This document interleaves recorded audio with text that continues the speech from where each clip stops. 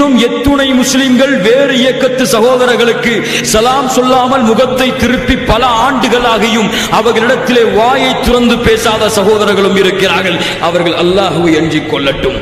ஒரு இயக்கம் முஸ்லிம் ஜமாஅத்தை கெடுக்கிறதோ, முஸ்லிம்களுக்கு மத்தியிலே பிரிவினையை சகோதரத்துவத்தை உடைக்கிறதோ, கொள்கை அடிப்படையில் ஒன்றாக இருந்தாலும் கருத்து வேறுபாடுகளால் குர்ஆன் சுன்னாவிலே ஏற்படக்கூடிய சிறிய கருத்து வேறுபாடுகளால் தங்களிடத்திலே பிரிவை ஏற்படுத்தி அவர்களை ஒதுக்கி விடுகிறதோ, அந்த ஒரு ஜமாஅத் இந்த மார்க்கத்திலே அனுமதி கிடையாது.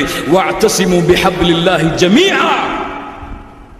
நீங்கள் எல்லோரும் குர்ஆன் ஹதீஸை பின்பற்றி ஒற்றுமையாகுங்கள், பிரிந்து விடாதீர்கள். உங்களுக்குள் அல்லாஹ் சொல்லுகிறான்.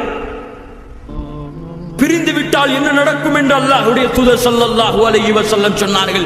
எதிரிகள் காத்து கொண்டிருப்பார்கள், பிரிந்தவுடன் ஒட்டுமொத்த சமூகத்தையும் தரைமட்டமாக்கி விடுவார்கள்.